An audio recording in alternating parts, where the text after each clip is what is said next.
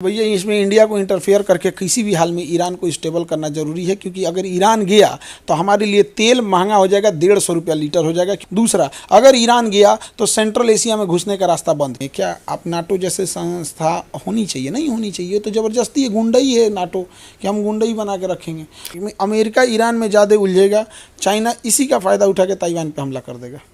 China को रोकना बहुत मुश्किल है, नो डाउट। चाइना के लोग इस चीज़ को समझ चुके हैं। हमारे यहाँ लोग फेंकते हैं नीरज चोपड़ा से तेज आगे बहसबाजी में, जिसका कोई हद नहीं। चाइना के लोग रियलिस्टिक रहते हैं, ऐसा बहुत मायने रखता है युद्ध में।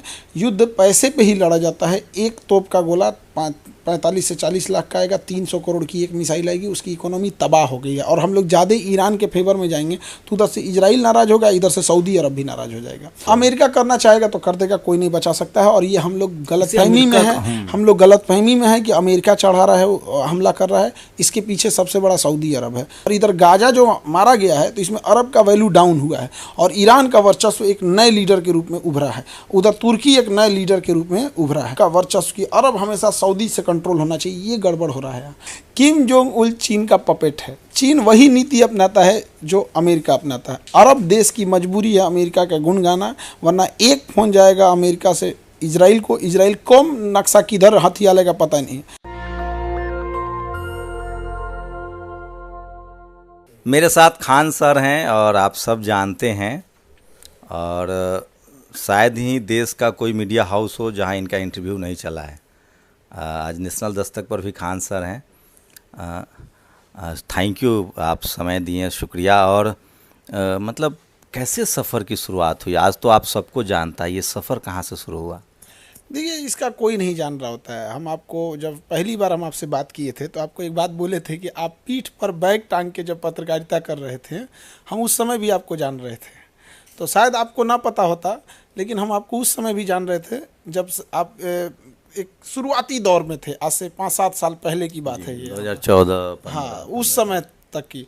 तो जब आप किसी चीज़ को कर रहे होते तो आपको भी नहीं पता होगा कि आप पत्रकारिता में आज दबे कुचले पिछड़ों की आप इतनी बड़ी आवाज़ बन जाएंगे। यदि हम आप ही से पूछें आज से 10 साल पहले की जर्नी, तो आपको नहीं पता होता। तो हम लोग को भी नहीं पता था। अगेन हम लोग का तो उद्देश्य है कि जो दबे कुचले हैं, जो उनके पास आज भी शिक्षा नहीं है। जब देश गुलाम था तो भी नेहरू जी पढ़ने गए थे, तो पैसे वालों के लिए तो गुलामी में भी दिक्कत नहीं थी। और जिनके पास पैसे नहीं है ना, उनके लिए आज़ादी का भी कोई मोल नहीं रह गया है, क्योंकि वो गरीबी से आज़ाद नहीं हुए। तो उनके लिए हमें लड़ाई लड़नी थी। इंटरमीडिएट के बाद जब हमारे सारे दोस्त चले गए थे बढ़िया कॉलेज, बढ़िया स्कूल, बढ़िया शहर पढ़ने, और हम केवल इसलिए रह गए थे कि मेरे घर में पैसे नहीं थे, तो बड़ा तकलीफ़ हुआ था उस समय। और जब उन बच्चों को देखते थे, जब वो जाते थे ना, तो सामने से जब उनकी ट्रेन निकल जाती थी 2-4 किलोमीटर तक, तो आगे का चीज़ें धुंधला हो जाता था। लेकिन वो आंखें नहीं हटती थी कि काश मेरे पास भी पैसा होता ना, तो आज हम इस ट्रेन से पकड़ के हम भी गए रहते।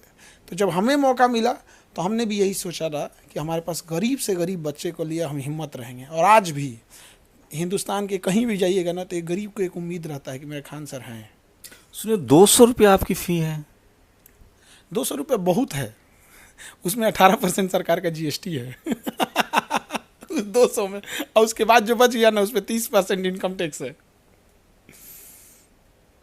तो मतलब आपके पिता बाहर गए, वो भी कोई सरकारी नौकरी में थे नहीं, आपकी सूरत, लेकिन आपने पढ़ाई तो अच्छी की है। आप BSc साइंस से आपने ग्रेजुएशन किया है, और वो भी इलाहाबाद यूनिवर्सिटी से। आपने MBA भी किया है, तो हायर एजुकेशन में थे। कुछ बड़ा सोचते, ये ट्यूशन पढ़ाना है, गरीब बच्चों को पढ़ाना है, ये जेहन में कैसे आया? देखिए, अमूमन हम ज़्यादा चर्चा नहीं करते हैं कि कहाँ से पढ़ें और कितना पढ़े हैं। एक्चुअल इससे क्या होता है ना कि बच्चों के दिमाग में एक बैठ जाता है कि ये आदमी वहाँ से पढ़ा ना, जैसे कोई IIT से बोल दिया कि हम IIT से इंजीनियरिंग की है, तो दिमाग में बैठ जाता है कि आदमी बहुत अच्छा है। ज़रूरी नहीं कि कोई IIT से पढ़ा है तो इस बात का तो ठीक है कि वो बहुत ज़्यादा जानता होगा, लेकिन ज़रूरी नहीं कि IIT से पढ़ा है ना तो डिलीवर भी अच्छा कर पाए। कई ऐसे विद्वान को देखिएगा ना जो बहुत विद्वान होते हैं एकदम, लेकिन वो डिलीवर उतना अच्छा नहीं कर पाते हैं। लेकिन कुछ लोगों को देखिएगा ना कि मतलब बहुत ज़्यादा पढ़े नहीं हैं, ग्रेजुएट हैं, पोस्ट ग्रेजुएट हैं, बट जब वो डिलीवर करते हैं ना तो पूरा का पूरा डिलीवर कर देते हैं। तो हम लोग के सामने जो हम लोग के शिक्षक थे ना, जो पढ़ाते थे, तो ऐसा नहीं था कि वो अज्ञानी थे, बहुत ज्ञानी थे, और उनका ज्ञान ही हम लोग के लिए विनाश का कारण बनता था।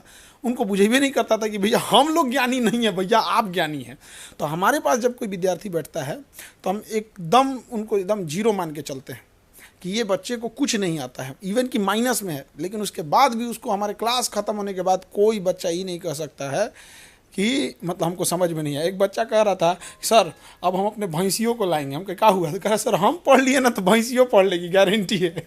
उसका जॉब हो गया है। आप मतलब मजाक किया अंदाज सोचिए उसको कि अगर हम पढ़ सकते हैं तो मेरी भैंसियों पढ़ सकती। क्यों? क्योंकि दबे कुचले लोग को शुरू से शिक्षा में वो बोरा बिछा के पढ़े हैं, टूटी फूटी स्कूलों में पढ़े हैं, महीने में 10 दिन मास्टर आएंगे, 20 दिन गायब रहेंगे। माँ बाप भी उस लेवल में नहीं पढ़े थे जो बच्चों को पूछ सके, घर पे न ट्यूशन था। उनका मनोबल, बैकग्राउंड, उनका इनिशियल पढ़ाई इतना पीछे छूट जाता था कि यहाँ आने के बाद वो अपने आप को बड़ा कमज़ोर महसूस कर रहे थे। उनके लिए हमको पढ़ाना था। ये बस यही क्या है अगला टारगेट क्या है? मुझे लगता है अगर लाख में कहें तो लाखों बच्चे आपके यहाँ से आके, और एक नौकरी, अदद नौकरी लोअर मिडिल क्लास के लिए बड़ा सपना होता है। घर पे छत, शादी हो जाएगी, समाज में सम्मान मिल जाएगा। मान के चले 2-3 लाख बच्चे की ज़िंदगी बदल गई होगी आपके यहाँ से। उससे ज़्यादा बदल गई होगी, उससे ज़्यादा। अच्छा, कोई राज्य में नहीं होगा जहाँ नहीं होगा। चाहे अभी लक्षद्वीप में एक जगह है मिनिकाय, वहाँ एक बच्चा पोस्टेड है, वहाँ आदमी नहीं रहता है नेवी के कंट्रोल में रहता है, नेवी में पोस्टेड है, कह रहा है कि सर हमको भी और पढ़ना है, हमको किताब भिजवा दीजिए यहाँ पर। तो वहाँ तक पहुँच गए हैं लोग। उद्देश्य है कि 20 करोड़ तक बच्चों को पढ़ाना है, 20 करोड़ लोगों को शिक्षा देना है, और उन 20 करोड़ से कहना है कि बस आप 2-2 को लोग की जिम्मेदारी ले लीजिएगा। मेरा उद्देश्य पूरा हो गया। उसके बाद हमें फिर क्लास लेनी है किसानों के उत्थान के लिए। किसान जब तक नहीं बनेंगे, उनको वही पुरानी पद्धति, वही सब कुछ किया जा रहा है ना। उनके साथ ज़मीन तो बढ़ नहीं रही है, प्रोडक्टिविटी भी नहीं बढ़ रही है उनके साथ। मतलब आप मैट्रिक करके आइए, 10+2 करके आइए, ग्रेजुएशन करके आइए, आपके यहाँ आ गए तो नौकरी आपके मिल जाएगी। मतलब आप उस लायक हो जाएंगे कि नौकरी की एग्ज़ाम क्लियर कर लें। कोई विद्यार्थी यहाँ पढ़ने के बाद ये नहीं कह सकता है कि हमें समझ में नहीं आया, ये नहीं कह सकता है कि सिलेबस नहीं ख़त्म हुआ, ये नहीं कह सकता है जो पढ़ाए थे वो एग्ज़ाम में नहीं आया। वो खुद अपने आप को सर झुका के कहता है कि सर तो पढ़े किए थे, हम चकाचौंध में बिजी हो गए थे। अच्छा, हम लोग ग्रुप डी का एग्ज़ाम दिए हैं, आप भी दिए होंगे कभी? अब हम लोग एनडीए का दिए थे। हमको शुरू से डिफेंस में जाना था, तो एनडीए दिए। जब रिजल्ट हुआ तो बड़ी खुश हुए थे लोग। इंटरव्यू गए लोग, उसमें भी बहुत ज़बरदस्त हुआ कि अब तो अधिकारी बन जाएंगे, डबल स्टार लगेगा, लेफ्टिनेंट कहलाएंगे, लेकिन मेडिकल आउट हो गए। तो समाज क्या है ना कि वो ये नहीं देखता है कि आप मेहनत करके रिटेन निकाले थे, आप मेहनत करके इंटरव्यू निकाले थे। बदकिस्मती कहिए जो मेडिकल में छट गए, तो लोग एक ही नज़र से नाप देते हैं कि नहीं ना हुआ। गांव के आदमी कहते थे इतना कौन चीज पढ़ावा तोरा हमरा के कि कोने में छटला बड़ा, एक बार बोला ना कि नहीं खे भइल, तो क्या कहिएगा, गाँव नहीं खे भइल जा। फिर लाखों बच्चों की मतलब मदद नहीं हो पाती। अब जो भी कहिए, अब हमारे पढ़ाए हुए बच्चे एनडीए में हैं। यहाँ पे अभी CAPF का रैंक 1 आए हुए हैं, CAPF में। वहाँ पे बड़ा खुशी हुई हम लोग को, रैंक 1 ले आना। अभी एक बच्चा था नीरज, कितना साल एज होगा उसका, 20 और 21 के बीच का था। वो एयरफोर्स में पायलट हो गया। हमसे कह रहा है कि सर सिलेक्शन तो दिला दीजिए, एक काम और कर दिए। हम कहे क्या? सर हमको ना सुखोई जहाज दिला दीजिए। हम कहे भैया इज वेरी इनोसेंट। हाँ, बड़ा। हम कहे भैया ये मेरे हाथ में नहीं है, तुमको राफेल मिलेगा, मिराज मिलेगा, सुखोई मिलेगा, ये तुम्हारा एयरफोर्स का स्क्वाड्रन डिसाइड करेगा। हम क्या करें? कहे सर नौकरियाँ तो दिला दिए, बस हमको सुखोई मिल जाए सर। एकदम प्रेम करते हैं हम सुखोई जहाज। तो आपके बच्चे अब एनडीए में भी गए? हर जगह होंगे। ऐसा कोई यूपीएससी भी क्वालिफाई कर चुके हैं। डिपार्टमेंट नहीं होगा जहाँ नहीं होंगे, कोई ऐसा डिपार्टमेंट। 10 साल की जर्नी, रेलवे हो से लेके इसरो तक में देख लीजिए, हर जगह मिलेंगे। इतना मतलब बहुत। इसरो में कैसे टेक्नीशियन की पोस्ट आती है, उसमें भी अच्छा, आते उसमें भी हैं। अब साइंटिस्ट लोग तो बूढ़े होंगे, तो साइंटिस्ट लोग तो थोड़े हम ग्रेजुएशन के बाद। हाँ, लेकिन जो टेक्नीशियन आते हैं वो लोग का वहाँ पे बहुत सारा वैकेंसी आता है। PSU हो गए, रेलवे हो गया, डिफेंस हो गया, या PCS हो गया, UPSC हो गया, कहीं पे भी। UPSC का 2.5 लाख रुपए फीस होता था, हम 7,500 कर दिए उसका। 2.5 लाख से सीधे 7,500 रुपये। अभी भी दिल्ली में 3, 4, 5 लाख रुपए फी है तो लेकिन अभी भी हमारा दिल्ली में है वहाँ पे संस्था, वहाँ पे इतनी फीस नहीं ली जाती है। वहाँ पे जितना वो लेंगे लोग, उसका 1/4 हम लोग लेते हैं। और पूरे कोचिंग्स में हम लोग यही कहते हैं कि भाई आप व्यापार करना है तो आप कोचिंग के से आपके पास तो फीस दुनिया भर का है, आपके पास पैसा है, उससे आप व्यापार कर लीजिए। कम से कम इन बच्चों को सोचिए। अच्छा, आप मतलब 200 रुपये मतलब ये भी है कि खान सर के यहाँ 200 चाहे 100 रुपये दो, फ्री में नहीं, क्योंकि फिर उसकी अहमियत नहीं समझेंगे आप। नहीं, अहमियत नहीं समझेंगे वो। यहाँ पे शिक्षा सस्ती होनी चाहिए, बट फ्री कर देंगे तो कोई भी मजाक बना देगा। आज भी हमारे यहाँ कोई हैंडीकेप बच्चे से पैसे नहीं लिए जाते हैं और उसको सीट रिजर्व कर दी जाती है, लेकिन बड़ा अफसोस के साथ कहना पड़ता है कि सबसे ज़्यादा एब्सेंट वही करते हैं। हफ्ते में 3 दिन आएंगे, 2 दिन नहीं आएंगे। किसी दिन मन किया तो आ जाए, क्योंकि उन्हें पता है कि उनकी सीट रिजर्व है, उनको पैसा नहीं लगना है, उनको कुछ नहीं लगना है। उसके बाद वो समझ में नहीं आएगा तो चुपचाप बैठे रहेंगे, फिर कभी 2 महीना गायब, कभी ऐसे गायब। तो ये चीज़ हमने देखा है कि जो नहीं, लेकिन मैं तो देखता हूँ आप चाहे साइंस हो या फिर नए इकोनॉमिक्स पढ़ा रहे होते हैं, बैंकिंग सेक्टर बता रहे होते हैं, अब तो आप मिसाइल्स भी बता रहे होते हैं, एटम बम बना रहे होते हैं, न्यूक्लियर फ्यूजन बता रहे होते हैं। मैं कई बार लगता है कि मुझे कभी मतलब अणु परमाणु ये सब समझ में नहीं आता था, लेकिन आप जिस भाषा में जिस साधारण तरीके से बताते हैं, आप तो एक एंकर को जीडीपी बता रहे थे, इन्फ्लेशन बता रहे थे, वो वीडियो देखा मैंने और मैं सचमुच में खुश हूँ कि आप जिस लहजे में पढ़ाते हैं, इन्फ्लेशन समझाना, जीडीपी समझाना, ये तो हम लोग ग्रेजुएशन किए, पत्रकार बने, तब चीज़ें गंभीरता समझ में आई। आप मैट्रिक 10+2 ग्रेजुएशन के बच्चों को बता दे रहे हैं एकदम इस तरह से। कितनी तैयारी अपने लिए कितना पढ़ना पड़ता है इसके लिए, या आप प्रैक्टिस हो गई है? जब स्टार्टिंग का टाइम था तो बहुत पढ़ना पड़ता था। मतलब हमको लगता है कि मतलब कुछ ज़रूरत से ज़्यादा स्ट्रेस हो जाता था ना, तो अजीब टाइप का होने लगता था। कभी कभी लगता था माइंड एकदम शॉक हो गया, सब कुछ खाली हो गया। लेकिन धीरे धीरे पढ़ने की आदत हो गया। जब स्टार्टिंग किए थे शुरुआत में, तो कई बार क्या होता था ना कि अगर 1 घंटा से ज़्यादा का क्लास हो गया, 2 घंटा से ज़्यादा का क्लास हो गया, तो लगता था कि बाप रे बाप, एक बार में तो इतने याद था। क्योंकि जो आप घर से पढ़ के गए हैं, जो देखे हैं कि हम इतना पढ़ा पाएंगे, और किसी दिन क्लास लंबा हो गया तो खिंचा नहीं पाता था। और अभी पढ़ाते पढ़ाते तो इतना आदत हो गया है कि नींद में कोई उठा के बोलेगा तो आदमी पढ़ा देगा। लेकिन करेंट अफेयर्स आपका बहुत मजबूत है, जो रोज़ की हैपनिंग हो रही है ग्लोबली, चाहे वो कॉन्फ्लिक्ट हो, वॉर हो, आप सब अपडेट रहते हैं। क्या मोबाइल देखते रहते हैं, कैसे कर रहे हैं? क्योंकि आपका मैंने शेड्यूल देखा, 7 बजे से लेकर 12 बजे तक पढ़ा रहे हैं, 12 से 2 आपका लंच टाइम है, फिर 2 से 7 पढ़ा रहे हैं तमाम। उसके बाद वीकेंड में फ्राइडे संडे आपका बहुत ट्रैवल है, तो ये अपडेट कैसे रखते हैं? वही सोशल मीडिया से आदत हो जाता है। दूसरा क्या है ना कि देखिए, जो वो चीज़ें होती हैं, क्या है कि जैसे करंट इवेंट हो गया या इंटरनेशनल रिलेशन हो गया, ये अगर आप पहले से जान रहे हैं तो इंटरेस्ट आ जाता है। जैसे जो सद्दाम हुसैन को जान रहा है, उसको ISIS आतंकवादी समझने में दिक्कत नहीं आएगा, उसको कुर्द विद्रोही नहीं समझ में दिक्कत नहीं आएगा। अब जो जनरेशन सीधे ट्रंप को देखी है, वो हिलेरी क्लिंटन को जान नहीं रही है, उसको क्या इंटरेस्ट आएगा? जो ईरान में रिवोल्यूशन हुआ उसको पता ही नहीं है, ईरान में एम्बेसी अटैक अमेरिका किया उसको पता ही नहीं है। यहाँ पे सीधे खोमैनी के बाद देखेगा यहाँ पे, तो उसको क्या समझ में आने वाला है? तो आज की जो जनरेशन है ना, उसको ना रूट में नहीं जाना है, ऊपर ऊपर कर लेती, इससे इंटरेस्ट नहीं आता। हाई एजुकेशन में जाएंगे तो समझेंगे जब उम्र होगी। हाँ, थोड़ा तो। दूसरा क्या है ना कि एक बड़ा बचपन से हम लोग को ना पिताजी की वजह से इंटरेस्ट हो गया था यहाँ पर। तो बचपन से पहले रेडियो होता था, टीवी होता था, BBC रेडियो सुनते थे।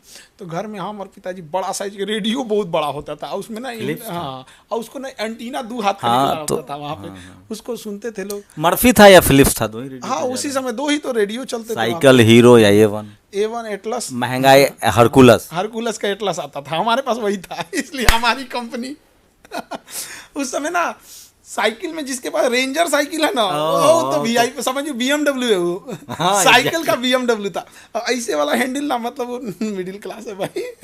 और उसमें भी गजब दौर था।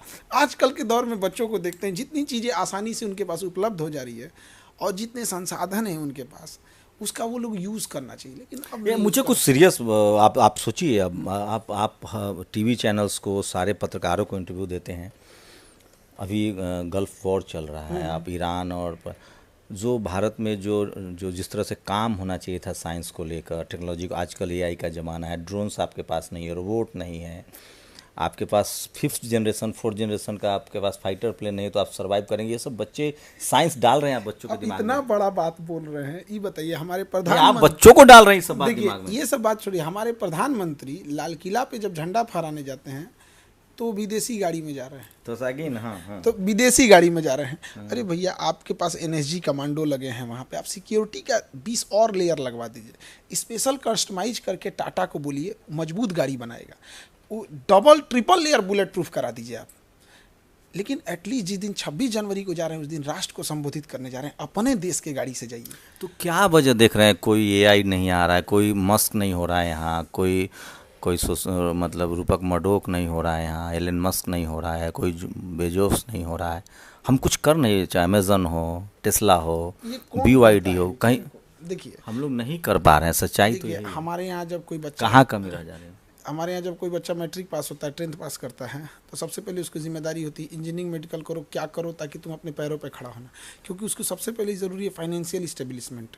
उसको कैसे भी 25-30 हज़ार की नौकरी चाहिए। 25-30 हज़ार की नौकरी के बाद अब वो सोचता है कि अब आगे बढ़ें, तब तक उसका ब्याह शादी फैमिली उमली में लगते लगते 30-35 हो जाता है। अमेरिका, US, कनाडा में क्या है, उसके पास सोशल सिक्योरिटी का कोई दिक्कत नहीं है, ज़मीनें ज़्यादा हैं, बैंक क्रेडिट सिस्टम अच्छा है, एजुकेशन सिस्टम अच्छा है, तो उसके लिए पेट भरा हुआ है, वो तैयारी करेगा आगे इस लेवल के। अब ट्रेन के जनरल डिब्बा में जाके देखिए, वहाँ के लोग कहाँ से स्टार्ट करेंगे बात करना, और उसी ट्रेन के AC डिब्बे में जाके बात कीजिए। जो AC डिब्बा में है वो अपनी बेसिक ज़रूरतों को भर चुका है, अब वो बात करेगा अपलिफ्टमेंट पे। और जो जनरल डिब्बा में आपने बैठा के रखा है वो अभी बेसिक ज़रूरतों को भी नहीं पूरा किया है। तो मेरा वही सवाल है खान सर, आप जो 10-90% लोग हैं जिनके पास फर्स्ट जनरेशन स्कूल कॉलेज जा रहे हैं, उनसे नहीं उम्मीद कर सकते। जो 10% लोग हैं जो IIT, IIM, ऑक्सफोर्ड, कैम्ब्रिज जा रहे हैं, जो IIT में बैठे हुए हैं, उनके यहाँ से भी कोई इन्वेंशन नहीं निकल रहा है, कोई मस्क नहीं निकल रहा है। एजुकेशन सिस्टम हम लोग का ऐसा है ना, बस सिलेबस पूरा करिए काम खत्म। अभी के टाइम पे सबसे खराबी एजुकेशन सिस्टम में क्या आ गया है, कोई बच्चा को देखिए 80%, 85%, 90% परसेंटेज का मतलब हो गया जिसे लग रहा है खिलवाड़ है ये। इससे क्या है ना कि बच्चे के अंदर फॉल्स स्टेमिना आ गई है, वो 90% लायक नहीं है, बट स्कोरिंग सिस्टम ऐसा आ गया है वो 90% दिख रहा है। अब किसी के अंदर क्षमता नहीं है मैराथन दौड़ने की, उतार दिए आप उसको मैराथन का सर्टिफिकेट थमा दिए, तो जिस दिन दौड़ेगा तो ख़त्म होगा। तो एक एजुकेशन सिस्टम, और एक टाइम पे देखिए हम लोग, टाइम था आज से 20 साल पहले, देखिएगा फर्स्ट डिवीज़न लाना एक चैलेंज होता था। आज आप देखिएगा ज़्यादातर को फर्स्ट डिवीज़न ले आ रहा है।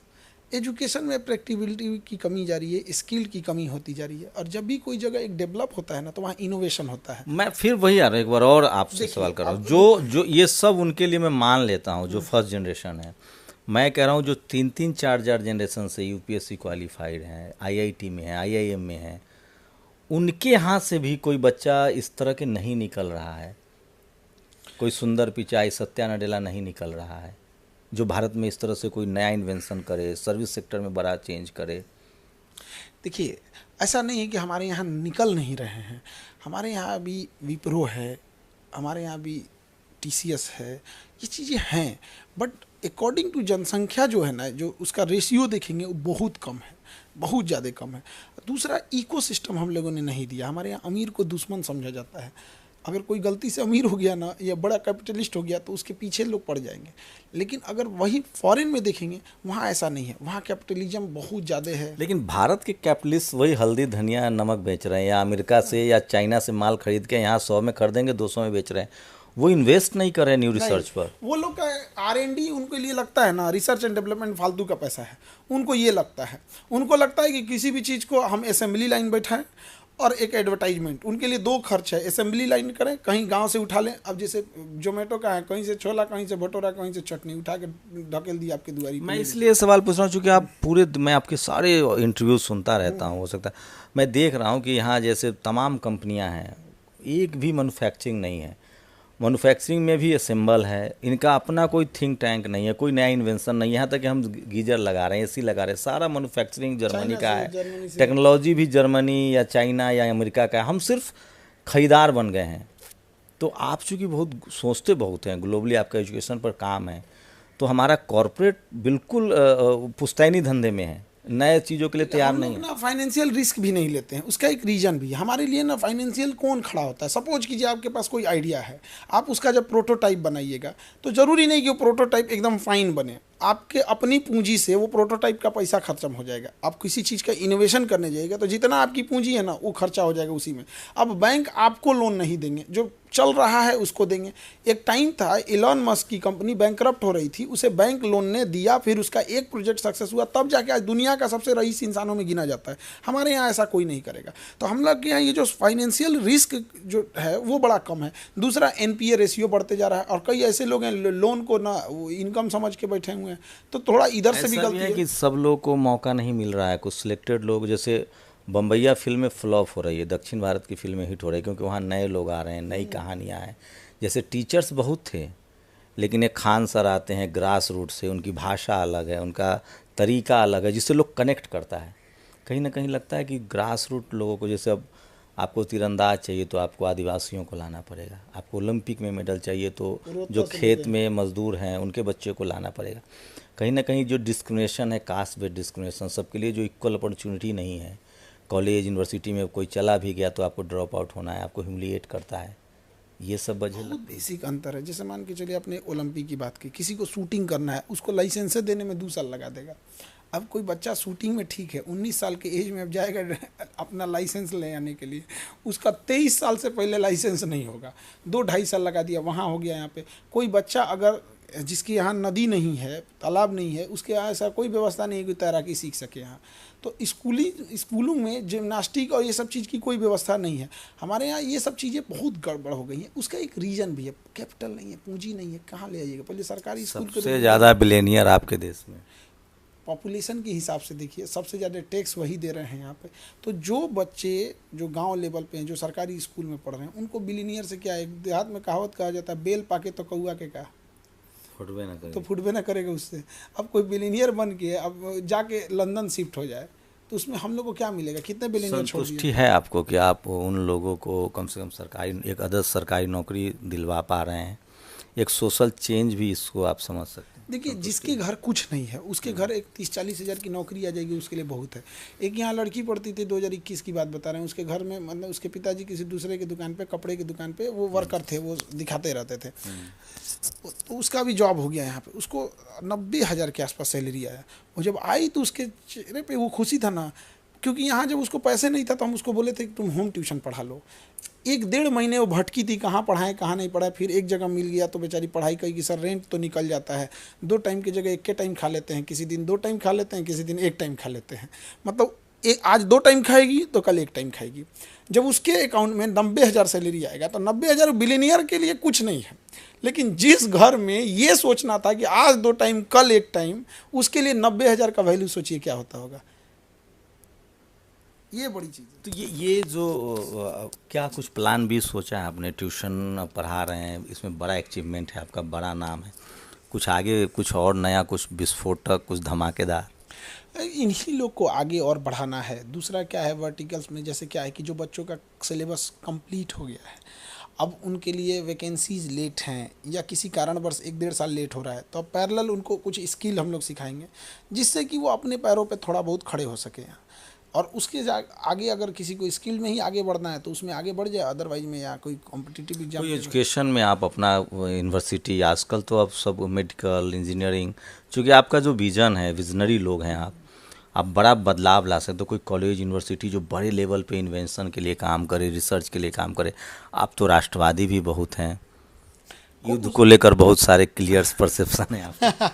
हमको ना डाउट नहीं रहता है थिंकिंग में। नहीं, हम देखते हैं सारे इंटरव्यू में आप ये जरूर कोशिश करते हैं कि राष्ट्रवाद से 1 इंच इधर उधर, जो राष्ट्रवाद का जो डर है लोगों के जहन में, उससे आप 1 इंच इधर उधर होंगे आज के डेट में तो बड़ा खतरा है सबके लिए। ना हमको तो जो हमसे बेचारे जिनको हमसे एलर्जी भी होगा वो भी कहेंगे कि आदमी राष्ट्रवादी है। मतलब जो मतलब कहते हैं ना, मतलब पाकिस्तान वाला भी कहेगा कि आदमी बहुत राष्ट्रवादी है। एक्चुअल में क्या है कि वो कुछ ज़रूरत से ज़्यादा पर उसका कोई मालिक नहीं है पाकिस्तान का, इस वजह से हो गया। आर्मी संभाल रही है कि धर्मगुरु संभाल रहे हैं कि प्रधानमंत्री संभाल रहे हैं कि चाइना चढ़ा रहा है कि अमेरिका चढ़ा रहा है, उसका कोई हाई नहीं है। उसका अजीब हाल हो गया, उसको ऑर्केस्ट्रा का नचनिया बना दिया है सब। जो जिधर से ज़्यादा जो गाना बजा देंगे उसी पे नाच देगा वो। तो ये तो टीवी अखबार वालों का बहुत फेवरेट सब्जेक्ट है, इसलिए आप उस पर बोलते हैं, अच्छा है। मेरा सर ये पॉलिटिकल दबाव है, मतलब आप पॉलिटिकली बहुत करेक्ट रहते हैं। हमका कोई पॉलिटिकल दबाव हम लेते ही नहीं है। अगर कोई पॉलिटिकल आदमी है उनसे एक लेवल तक मिलेंगे कि देखिए सर एजुकेशन में ये चीज़ें ठीक कर दीजिए, यूनिवर्सिटीज़ के सेशन अगर लेट हैं तो आप सोचिए कि कहाँ से लेट हो रहे हैं, उसको ठीक कर दीजिए। आपके पास कोई जादू की छड़ी नहीं है कि आज ही सही हो जाएगा, बट दिखना चाहिए कि आप काम कर रहे हैं। सरकार राय लेती होगी आपसे? आप मैंने देखा है आपके सत्ता पक्ष हो विपक्ष हो सबके पॉलिटिकल रिच में हैं आप। जानने के लिए तो हम लोग सबको जानते हैं, लेकिन ऐसा कोई ये नहीं कि हम लोग कोई पॉलिटिकल उसमें हैं, लेकिन हाँ जहाँ तक सोशल रिफॉर्म के लिए तो आप उससे राय लेते ही होंगे। अब देखिए, राय लेना और इसको इम्प्लीमेंट करना दोनों अलग चीज़ होता है। तो इन दोनों की चीज़ों में, अब जैसे भारत में देखिएगा आप, जो सेक्रेटरीट सिस्टम है, कोई मछली विभाग में है, उसको उठा के भेज देंगे मुर्गी विभाग में, कौन मुर्गी मुँगा देगा वहाँ जाके? मुर्गी समझा कि नहीं समझा, उसको शिक्षा विभाग में उठा ले आएंगे। अब विद्यार्थी को मुर्गी समझेगा, उसको क्या बना के रखे हैं यहाँ पे? तो उस चीज़ में आप आईएएस लॉबी नाराज हो जाएगा, इस देश को आईएएस चलाता है, आईएएस वो ढकेल, चाहे इसरो चलाए। ये गलतफहमी है, इस देश को आईएएस ढकेल रहा है, चला नहीं रहा है। चलाता तो ये दुर्दशा नहीं होता। ढकेलने में और चलाने में अंतर होता है। यहाँ पे वो लोग बहुत अच्छे एग्जीक्यूटर होते हैं, उन्हें कोई काम दे दीजिए वो काम को कर देंगे, लेकिन उनसे कोई नए आइडियाज़ की आप उम्मीद मत रखिए। पॉलिसी मेकर नहीं होते, कभी नहीं, हो ही नहीं सकते। उनको दिमागे नोच दिया, वो बेचारे कंफ्यूज रहते हैं कि आज इनकी गुलामी करनी है कि कल उनकी गुलामी करनी है। बैलेंस बनाते बनाते कल कौन सत्ता पलट जाएगा। Yes sir, sir sir sir sir sir sir, एक सेकंड में 20 बार। तो क्या करेंगे उनसे? आप कोई भी ऐसा बड़ा स्टेप देखिए जिसमें सुधार लाने के लिए कोई आईएएस ने किया हो, चाहे अंतरिक्ष हो, चाहे खेती हो, चाहे ये तो आप मोदी जी वाली वो कह रहे हैं कि आईएएस मतलब पाइप में घुस जाइए उधर निकल जाइए, मतलब आपकी अपनी कोई सोच नहीं है। तो बात यहाँ तक में सही है। देखिए जैसे को आप ऐसे देखिए, एपीजे अब्दुल कलाम ने, जिन्होंने, आप किसी भी चेंज लाने वाले को देखिए वो आईएएस नहीं होगा। सर आईएएस राजा होता है, लोकतंत्र में राजा का जरूरत नहीं होता है। अच्छा, आप पत्रकारों को जब इंटरव्यू देते हैं तो मैं देखता हूँ पत्रकार लोग बहुत सारा विज्ञान को मानता नहीं है, जो लोग अभी पत्रकारिता में हैं। ऊपर से आप जो जाके उनको वो सवाल कुछ और पूछना चाहते हैं। आप रेशनल आदमी हैं, आप बहुत रेशनल हैं, आपको धर्म के नाम पर, जाति के नाम पर बांधा नहीं जा सकता है। फैक्चुअल हैं, विज्ञान के बारे में आपको पता है, इकोनॉमी पता है, साइंस पता है, इंटरनेशनल रिलेशनशिप पता है। वो लोग बहुत अनकम्फर्टेबल हो जाते हैं और फिर तो कैसे मैनेज करते हैं? वो अनकंफर्टेबल हो जाए तो क्या मतलब है भैया? आप बुलाए हैं, अब ऐसा थोड़ी है कि आप अपना जुबान हमारे मुंह में रख के बुलवाइएगा, ये हम नहीं कर सकते हैं। हमारा एक अपना वो है कि आप जो सही है बोलेंगे, जो सही है बोलेंगे, चाहे लोग रूठ जाएं, उससे मतलब नहीं है हमको। सही है वो सही है। ऐसा होता भी है, बहुत लोग नाराज भी हो जाते हैं। और ये न्यूज़ चैनल पे बैठी 20 कन्याओं की बात बोल रहे हैं आप। नहीं, मैं ऐसा शब्द नहीं इस्तेमाल करूंगा इसे एंटी वुमेन स्टेटमेंट नहीं, एंटी वुमेन क्या होता है? आप सारे वुमेन को, अब एक चीज़, एक आदमी हमसे कहते हैं सबको महिला का सम्मान करना चाहिए, तो क्या पुरुष का सम्मान नहीं करना चाहिए? जब दोनों का करना चाहिए, क्या सुपनेखा का भी सम्मान करें या माँ सीता का भी करें? ऐसा नहीं ना होगा। दोनों अलग अलग हैं, जैसा काम करेंगे वैसा ही इज्जत होगा, चाहे वो पुरुष हो या महिला हो। अब एक ड्राम में फेंक दिया तो भारत में महिला विक्टिम है। हाँ, थोड़ा सा ये चीज़ें हैं, पेट्रियार्कल सोसाइटी पेट्रियार्कल है। लेकिन जो जिस देश है, देखिए महिलाओं को एयर होस्टेस और एविएशन का इंडस्ट्री मिला, क्या ज़बरदस्त काम की। हेल्थ इंडस्ट्री महिलाओं के कंधे पे मिला। नहीं, उनको मौका ही नहीं मिला। जहाँ भी रहेंगी, कहा जा रहा है कि महिला और पुरुष का अगर आप कंपेयर करें, नेचुरली जो उनका बनावट है, महिलाएं is very sensitive, very careful. तो ये पत्रकारिता में काहे नहीं कर रही हैं? सब डुबा दी सब। कहाँ कौन नहीं, पत्रकारिता में है ही नहीं। तो मेजॉरिटी जो बड़े बड़े एंकर आपको हैं, कौन पत्रकार ठीक लगता है आज के समय में जो पत्रकारिता कर रहा हूँ? मतलब आप तो बड़ा अजीब सा सवाल पूछ दिए कि एक आदमी एक और कहेगा कि हमरा काहे नहीं कहें। नहीं, कोई जो, मैं पत्रकार जैसे एक डिफिनेशन देखिए, होता है एक ना, होता जैसे है- मैं सेना में होता हाँ, हाँ। तो सेना के अगर युद्ध होगा पाकिस्तान से तो लड़ूंगा और चाइना से युद्ध होगा तो भाग नहीं जाऊंगा, तो मैं देशद्रोही हुआ। अगर मैं पत्रकार हूं तो ऐसा थोड़ी कि मनमोहन सिंह से सवाल पूछूंगा, लालू यादव से सवाल पूछूंगा और मोदी जी आ जाएंगे तो डर जाऊंगा। ये चीज़ें नहीं होनी चाहिए। देखिए, तो आज के डेट में कोई टीवी अखबार वाला सवाल ये पूछ तो रहा है? या बहुत कम पूछ रहे हैं लोग। इवन कोई पूछ रहा है, बहुत कम नहीं। नहीं, इवन आप पूछने की बात छोड़ी ना, एक बार कभी आप जवाब दे दीजिए तो उस चीज़ को ट्रिम करके काट के निकाल दिया जा रहा है। आपके काट दिए जाते हैं? हाँ, बहुत क्योंकि आप इंटरव्यू दे के आते होंगे, देखते होंगे। तो देखते होंगे ना कि कुछ चीज़ें जो सरकार को खराब लग जाएगी तो उसको काट दिए जाते हैं। हमारा काम है भैया, हम लोग ग्रास रूट पे देख रहे हैं समस्या। हम ही थोड़े करें कि आप कुर्सी खाली कर दीजिए या आप चले जाइए, आप संन्यास ले लीजिए।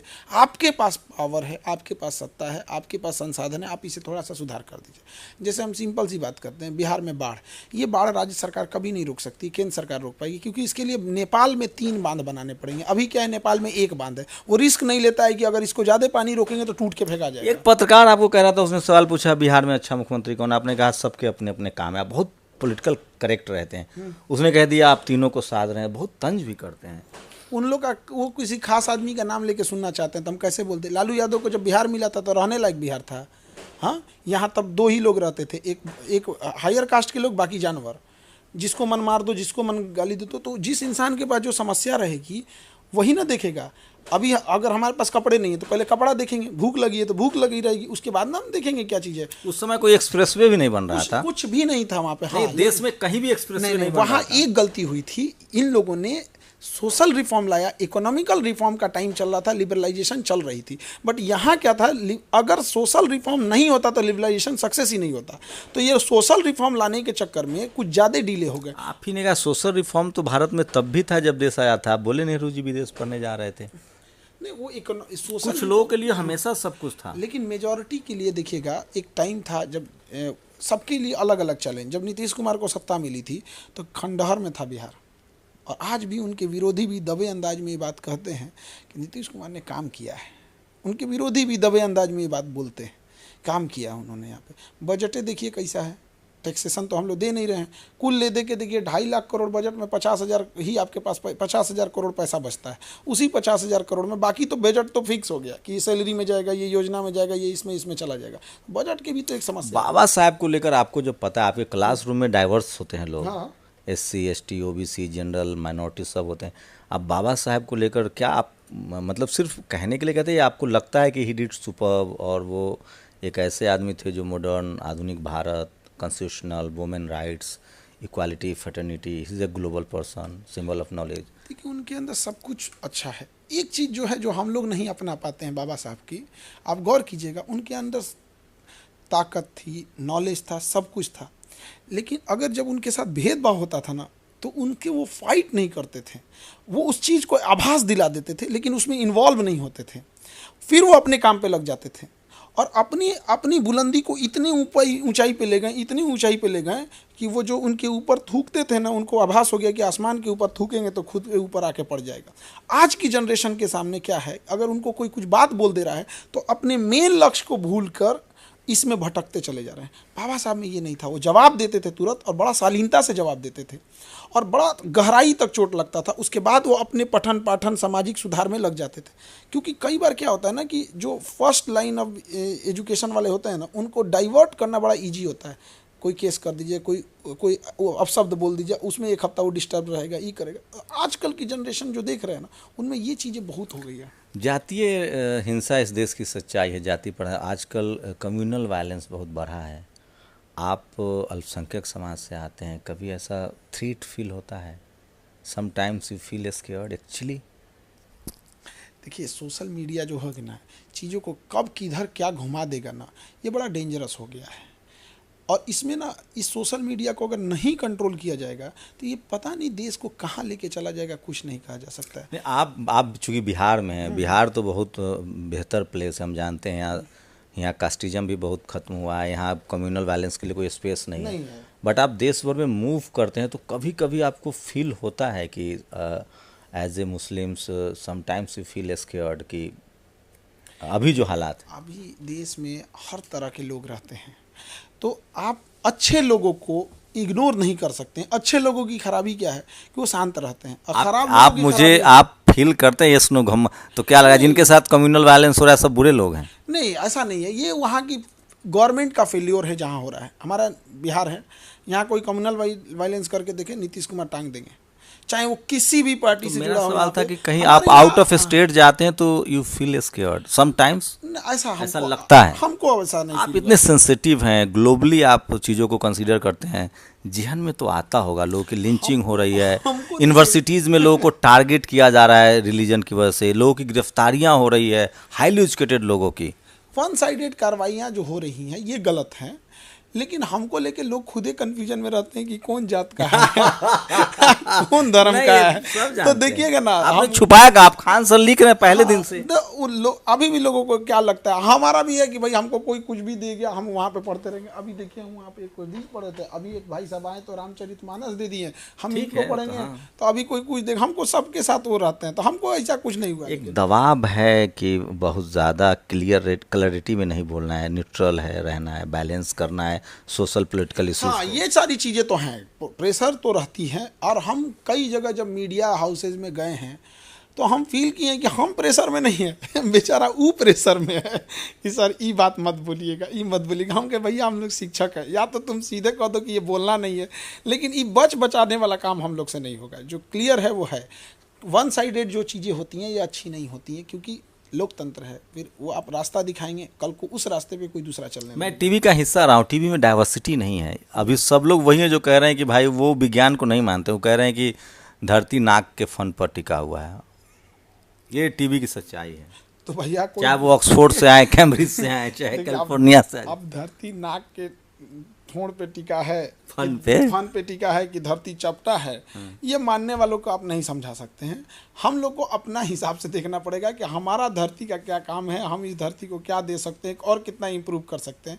तो जो लोग एकदम दिमाग में बैठा लिए रहते हैं ना, उनको निकालना बड़ा मुश्किल होता है। एक तबका ये भी तो है जो कहता है कि नहीं धरती गोल नहीं है, एक तबका ये भी कहता है कि नाक के फन पे है।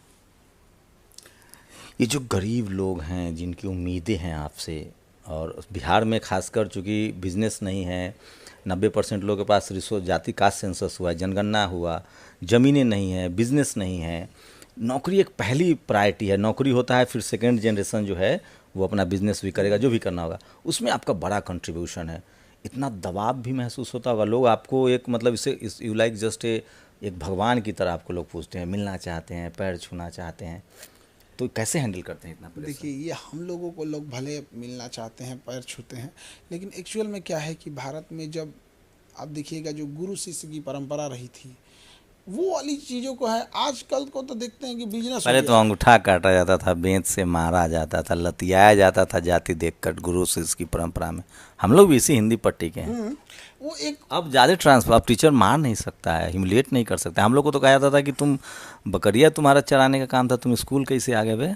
हाँ, ये सब जो चीज़ें थी तो गलत थी। जब किसी को मतलब जाति के नाम पे कपड़े ना पहनने की आज़ादी दी जाए, तो ये वो उस समय के नहीं, एक स्कूल कलंक में भी था। अभी भी आप देखिए ना, कई बार न्यूज आ जाता है कि किसी को घोड़ा पे चढ़ने से उतार दिया यहाँ पे, तो वो लोग मानसिक रूप से अभी भी विक्षुब्ध कहिए उन लोग को। तो ये सब चीज़ों को थोड़ा सा हटा के, अब थोड़ा सा वो कह रहे हैं ना कि बाबा साहब वाले नीति की जो बारिश हो रही है ना, तो बारिश बंद होने के, बाबा साहब की एक चीज़ हमें बहुत अच्छी लगती है कि बारिश अगर हो रही है तो बंद होने का इंतजार मत करो, छाता लगाओ और निकलो इसी बारिश में, वरना तुम मंजिल से पीछे रह जाओगे। ये रास्ता तो आपने बनाया है। हाँ, तो ये बाबा साहब से ही you are also the example, same example. हाँ, तो ये चीज़ें हम बाबा साहब से सीखे हैं। उनके ऊपर आप कभी जीवनी देखिएगा, हम दोबारा सारे लोगों से कहते हैं उस इंसान के ऊपर कितनी तकलीफें आई, लेकिन एक चीज़ उन्होंने नहीं किया, रुके थोड़े देर, जवाब दिए कि तुम गलत हो, ये सही है, और फिर चलते बने। हमें रुक के अपनी मंजिल को नहीं रोकना है। समस्याएं आएंगी, पहले भी थी, अभी भी हैं, पहले ज़्यादा थी। अब सोशल मीडिया के ज़माने पे दबाव है सोशल मीडिया का, जो चीज़ें अब खुलकर उतने लेवल पे गंध जो मचा देते थे लोग और जो अपना वर्चस्व दिखाते थे, सोशल मीडिया के एक फ़ायदा ये हुआ कि अब चीज़ें हाईलाइट हो जाएंगी, अब कार्रवाई करना मजबूरी हो जाएगी, ट्रांसपेरेंसी आ जाएगी यहाँ पर। ये हुई है, लेकिन रुकना नहीं चाहिए किसी चीज़ों को। अब बार बार उस चीज़ को बांध के बैठ जाएंगे कि मेरे साथ ये हो रहा है, सबको होता है, हमारे साथ भी। हमारे नीचे वाला ऑफिस है, उसको तो उड़ा दिया था सब बम से, तो हम बांध के तो नहीं बैठे हैं उसको, फिर से चालू है, उसके 2 घंटे बाद से चालू कर दिए यहाँ पर। क्या ट्यूशन, अब अगला प्लान क्या है? क्या राजनीति में आएंगे? ये चीज़ें बड़ा फेवरेट होता है पत्रकार लोगों का, हर चीज़ को ले आके राजनीति मतलब आना चाहिए। जो पॉलिसी मेकर लोग नहीं आएंगे, क्रिस्टल क्लियर विजन वाले लोग नहीं आएंगे, तो जिसको 1 कार करना है उसको 10 कार चाहिए, जो 1 किलो सोना पहन रहा है उसको 10 किलो सोना चाहिए, जिसको 10,000 करोड़ की संपत्ति वो 20,000 करोड़ के लिए पॉलिटिक्स में आ रहा है। कुछ विजनरी लोग तो आने ही चाहिए डेमोक्रेसी में। देखिए, इससे ज़्यादा ज़रूरी है कि जो लोग हैं ज़मीन पे वो पहचान सके कि विजनरी है या नहीं है। एक पढ़ा लिखा इंसान कतराने क्यों लगता है? आपको क्या लगता है 1-2 आदमी के आने से लोग सही हो जाएंगे? नहीं सही हो सकते हैं। गांव लेवल पे जब तक एक मुखिया से लेके प्रधान से लेके जब तक वहाँ से नहीं सही होगा, नहीं सही होता। एक प्रधानमंत्री या मुख्यमंत्री चाहे तो चीज़ें बदल सकते हैं। आप तो PM CM मटेरियल हैं, आप तो और खतरनाक। हम लोग को पढ़ाने से ही फुर्सत नहीं मिलती है, लेकिन हम इतना ज़रूर कहते हैं। मैं आपने हंस के, मैं झूठ बोल रहा हूँ? आपको पता है, मतलब डेमोक्रेसी में ये मौका है। प्रधानमंत्री एक चाय वाले परिवार से थे और PM है। हाँ। वो चाहे तो बड़ा सोशल चेंज ला सकते हैं। एक वैज्ञानिक सोच का आदमी, एक जिसके पास सोशल समझ है, राजनीतिक समझ है, विज्ञान की आपकी समझ है, आप जैसे लोगों को CM PM बनना चाहिए। और मैं ये बात इसलिए कह रहा हूँ क्योंकि आप फेमस हैं, लोग आप पर ट्रस्ट करता है। देखिए, एक कहावत कहा जाता है, राजा के पास आँख नहीं होता है, राजा के पास कान होता है। तो जो प्रधानमंत्री मुख्यमंत्री होता है ना, वो बहुत सारी चीज़ों को धरातल पे नहीं देख पाता होगा। आपको क्या लगता है प्रधानमंत्री दिल्ली में बैठ के छत्तीसगढ़ में क्या हो रहा है नहीं देख पाते हो? तो उनके सलाहकार, उनके सचिव कैसे हैं, ये इस बात पे भी बड़ा डिपेंड करता है कि अगल बगल में कैसे हो। अब पता चला कुंभ में हुआ है घटना 75 गो का बताएगा 2 ठो का, अब वो तो जाके देखेंगे नहीं। बात समझ रहे हैं यहाँ पे? तो वो चीज़ें बड़ा मायने रखती है कि अगल बगल की जो कान भरने वाले लोग, अब यहाँ क्या हो जाता है, कुछ लोग होते हैं जो 2 तरह के लोग रखते हैं। आप क्लीन चिट दे रहे हैं, मतलब मुख्यमंत्री हैं आप, फीता आप काटेंगे, ट्रेन को झंडी आप दिखाएंगे, सारा मीठा मीठा गप करवा करवा थू, मतलब मरने वालों की संख्या नहीं गिन पाए लेकिन नहाने वालों की संख्या गिन लिए आप। तो चीज़ें तो पता चल ही जाती हैं ना, ऐसा तो नहीं है चीज़ें नहीं पता चल जाती, बट पब्लिक है। देखिए इंडिया में बहुत जल्दी लोग यहाँ पे भूलना जानते हैं। अभी विमान दुर्घटना हुआ ना, अभी सब लोग बात करेगा, आप यहीं रुकिएगा, उसका ब्लैक बॉक्स का रिपोर्ट आने से पहले लोग भूल के आगे बढ़ जाते हैं। ये पब्लिक को भी सोचना चाहिए कि रुकिए, आपकी समस्या मैं परसों आपका एक क्लिप देख रहा था, बताऊंगा, परसों मैं आपका क्लिप देख रहा था, आपने कहा कि आजकल के बच्चे मुखिया से नहीं लड़ सकते हैं। ऐसा लगता है कि खान सर जिस स्टेटस पर हैं, आप मुख्यमंत्री प्रधानमंत्री पर भी आराम से टीका टिप्पणी कर सकते हैं। इतना क्रेडिबिलिटी है, आपकी विश्वसनीयता है, इतने रेशनल है जहाँ आप। चीज़ें गलत होती हैं हम हमेशा बोल देते हैं। आप खुद से उठा के देखिएगा, जहाँ चीज़ें गलत हो रही हैं वहाँ हम बोल रहे हैं। हमारी एक, देखिए आप पत्रकार हैं, आपके लिए क्या है, चीज़ें खुली हैं, ये आपका पेशा है। हम एक शिक्षक हैं, हमारे लिए चीज़ें होती हैं। लोग क्या आता है ना, उनको हम एक शिक्षक हैं, हमें जो चीज़ें लगती है कि नहीं विद्यार्थी के लिए समस्या है या आगे जाके ये समस्या हो सकती है, हम वहीं बोल सकते हैं।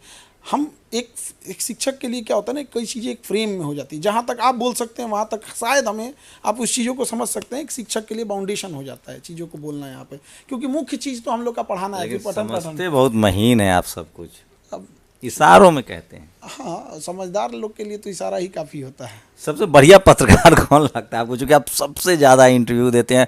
कोई मीडिया हाउस के नोएडा वाला दफ्तर नहीं बचा होगा?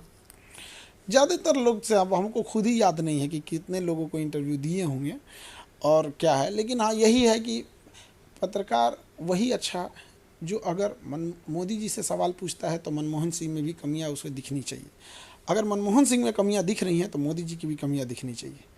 ऐसा नहीं होना चाहिए कि आपको केवल अगर वाजपेयी जी की बहादुरी दिखती है तो इंदिरा गांधी की भी दिखनी चाहिए। क्या कर पढ़ाई, आप ऐसे प्रोफेशन में हैं जो किसी देश को सबसे ज़्यादा आज के समय में मजबूत बना सकता है, वो एजुकेशन, साइंस, विज्ञान, इसके अलावा कोई दूसरा ऑप्शन नहीं है।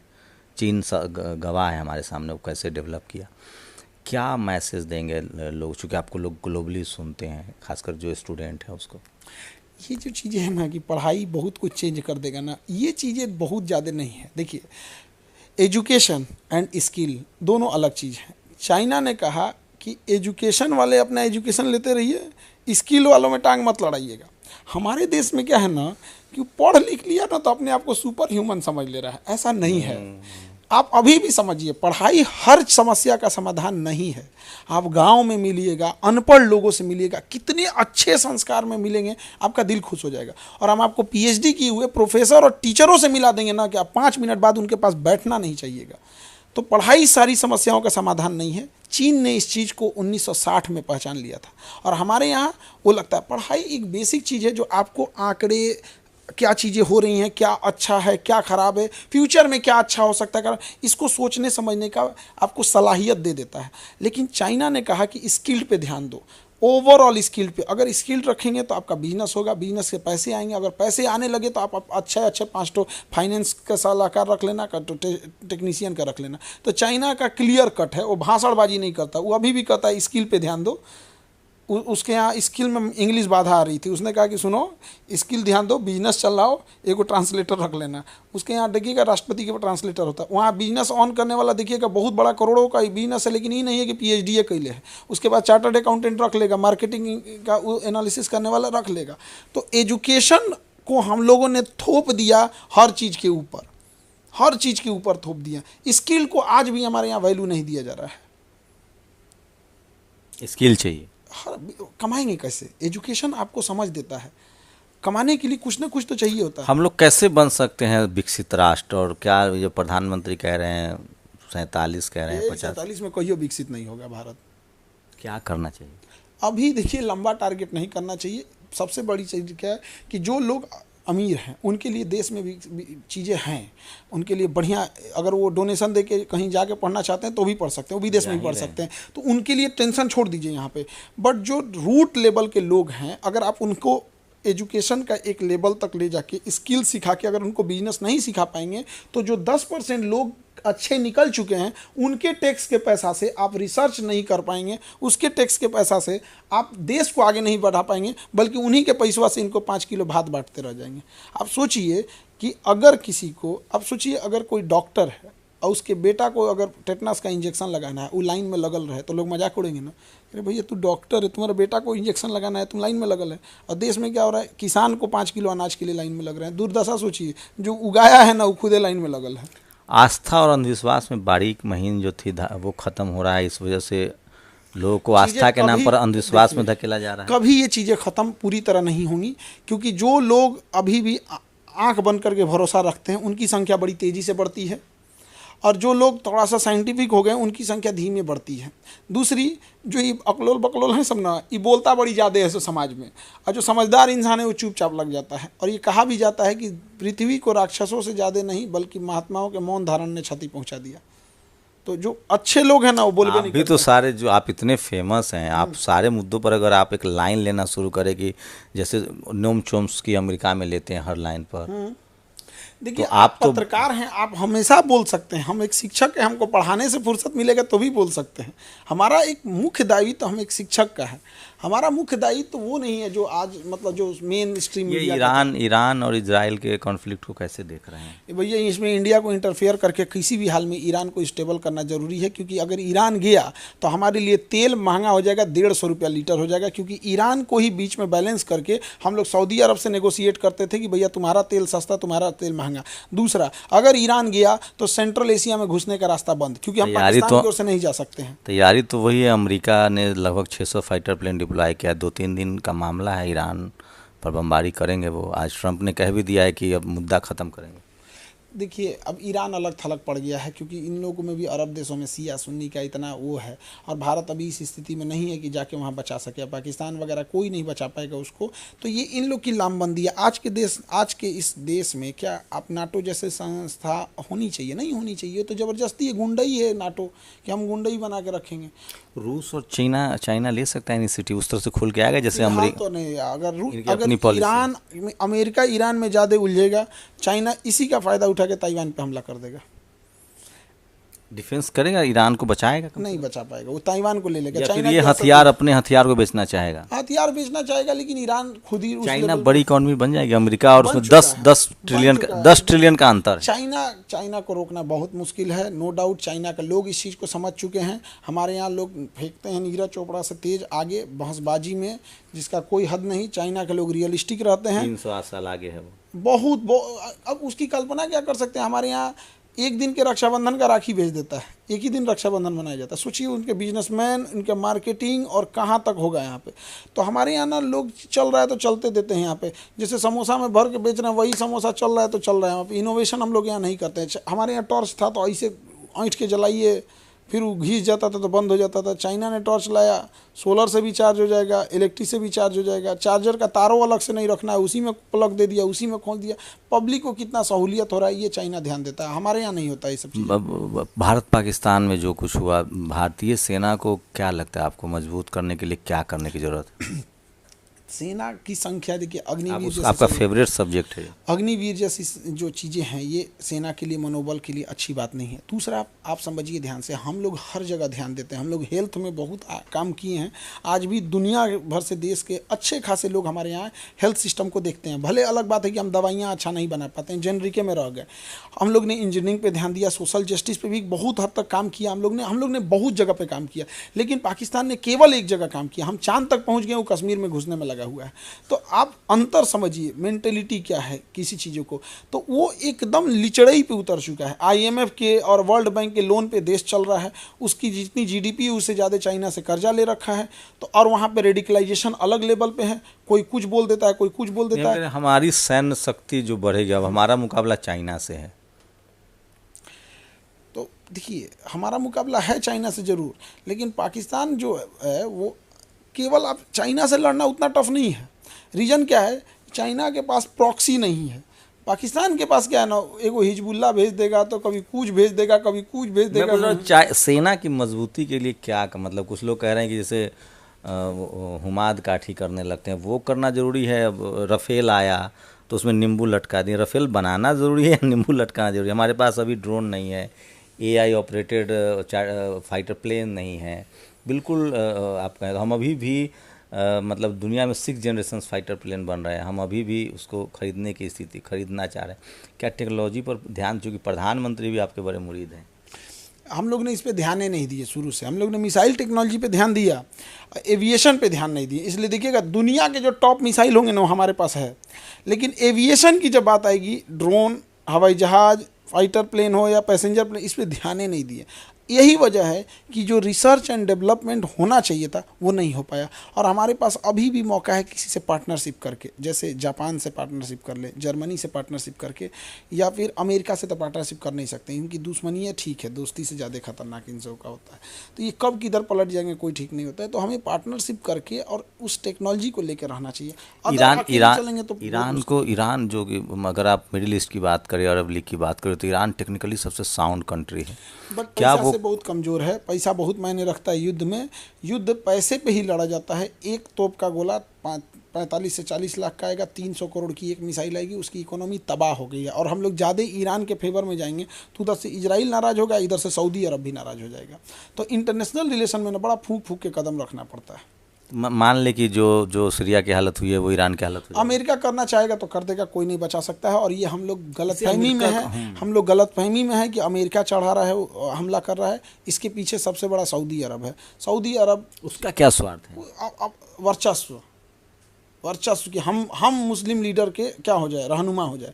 और इधर गाजा जो मारा गया है तो इसमें अरब का वैल्यू डाउन हुआ है और ईरान का वर्चस्व एक नए लीडर के रूप में उभरा है। उधर तुर्की एक नए लीडर के रूप में उभरा है। तो ये सब चीज़ें जो है ना, अरब का वर्चस्व की, अरब हमेशा सऊदी से कंट्रोल होना चाहिए, ये गड़बड़ हो रहा है।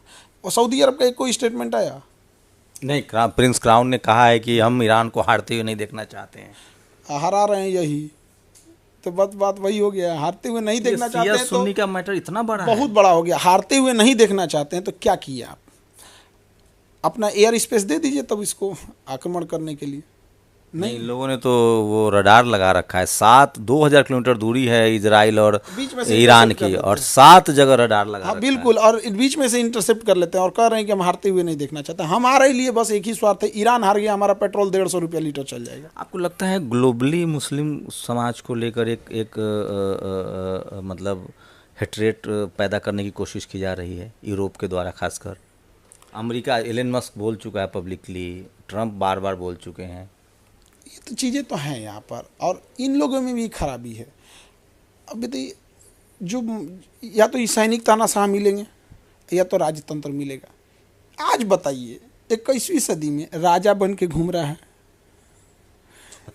आप डेवलप भी किया है, मिडिल ईस्ट में डेवलप, ठीक है, आप ग्लोबल सिटीज भी बना। अब सिंगापुर नहीं डेवलप किया, लॉ एंड ऑर्डर भी है, सब कुछ है। अब राजा बन के घूम रहे हैं, ये बताइए। असैनिक तानाशाह बन के घूमेंगे, ये स्टेबल चीज़ें नहीं होती हैं। आप समझिए, आप चीनी रख दिए हैं और सोच रहे हैं चीटी ना आए। अनस्टेबिलिटी आएगी, चाहे राजतंत्र हो या सैनिक तानाशाह हो। स्टेबिलिटी तभी आ सकती है जब आपका डेमोक्रेटिक हो। तो जो यूरोप वाले हैं सब, देखिए 1980 पूरे अरब को आप दोषी ठहरा रहे हैं। 1980 तक यूरोप स्टेबल नहीं था, नहीं स्टेबल था। क्यों? क्योंकि वहाँ कम्युनिस्ट हावी थे। जर्मनी की जब बर्लिन की दीवार टूटी, चेकोस्लोवाकिया टूटा, पोलैंड गया, जब वो लोग 20 साल सेकेंड वर्ल्ड वॉर झेला। और 1980 के दशक तक जब सोवियत यूनियन बिखराव हुआ और ये यूक्रेन बने, जब ये लोकतंत्र हो गए, जब आप स्टेबल हो गए, तब ना आप चेंजिंग लाए यहाँ पर। ये क्या बोलेंगे अरब, चाइना, लेकिन चाइना तो आप देखिए एक लीडरशिप में एक पार्टी, मतलब लेफ्टिज्म के मामले में वो ठीक है, बट उसकी इकोनॉमी किस चीज़ पे है? कैपिटलिज्म। उसने अपवाद रखा है, वो डेमोक्रेटिक और कम्युनिज्म के बीच में से निकल रहा है वो। तो उसके पास देखिए कैपिटलिज्म कितना है। एक आखिर सर, नॉर्थ कोरिया ने, किम जोंग उन ने एक बहुत बड़ा मैसेज, क्योंकि हम लोग ह्यूमन नेचर से अगर देखें तो अमेरिका एक उपनिवेशवाद चाहता है, यूरोप चाहता है कि एशिया को हम कंट्रोल करें। ये लड़ाई एशिया को कंट्रोल करने की है। उसके लिए 55-60 देश जो अरब लीग है उसको कंट्रोल करना चाहता है वो। आपको ये जो कहा है किम जोंग उन ने कि हम अगर अमेरिका इसमें आता है तो हम इस अमेरिकी साम्राज्यवाद के खिलाफ लड़ेंगे, इसलिए क्या क्या साउथ ईस्ट एशिया जाएगा ईरान के साथ? किम जोंग उन थोड़ी बोला ये बात, चीन ने उससे बुलवाया है। किम जोंग उल चीन का पपेट है। चीन वही नीति अपनाता है जो अमेरिका अपनाता है। अरब देश की मजबूरी है अमेरिका का गुण गाना, वरना एक फ़ोन जाएगा अमेरिका से इजराइल को, इजराइल कौन नक्शा किधर हथिया लेगा पता नहीं। अभी सीरिया के जो सैनिक तानाशाह थे, एक तो सीरिया को तबाह कर दिया, सीज फायर हो गया, फिर भी किसी किसी को फांसी दे रहा था, तो विद्रोही टैंक लेके घूमे ना तो भाग गया और तख्ता पलट हो गया। इजराइल देखा कि अरे तख्ता पलट हो गया, उसने घुस के गोलान हाइट कब्जा कर लिया। तो मौका तो यही दे रहे हैं। तो आप छोटे छोटे रहेंगे, ईगो संगठित तो रहेंगे नहीं, कहीं तो कोई ना कोई तो करेगा। हम लोग के लिए देखिए, हम लोग के लिए इजराइल भी ज़रूरी है एज ए देश के तौर पे। इजराइल भी हम लोग को बहुत हेल्प करता है और ईरान भी हमारी जरूर। हमको क्या ज़रूरत है इन दोनों के बीच में पढ़ने के लिए? यहाँ पर भारत में जो, बस एक आखिरी सवाल, भारत में जो लोग कह रहे हैं कि गोबर से रेडिएशन रुक जाएगा, एक दिल्ली यूनिवर्सिटी की प्रोफेसर गोबर लिपवा रही थी, अंधविश्वास क्रमकांड बढ़ा है, विज्ञान पीछे छूट रहा है, आप एक टीचर भी हैं, क्या कोई देश इस तरह से अगर आगे बढ़ सकता है?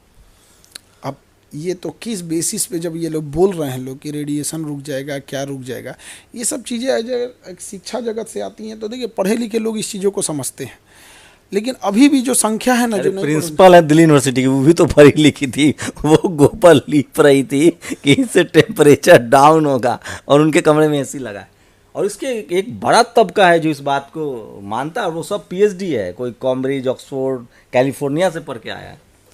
अब क्या कहेंगे, अब अंधविश्वास कहिए या जो कहिए, आस्था अंधविश्वास या जो कहिए, इस सब चीज़ों में अभी भी हम एक चीज़ हम यही कहते हैं, अम्बेडकर साहब का एक सिद्धांत कि चीज़ों को देखिए, जवाब दीजिए और अपने रास्ते पे आगे बढ़िए। इस पे रुक के अगर करेंगे तो उन लोग के, जब तक वो लोग को समझाए तक आप अपने रास्ते से भटक जाएंगे।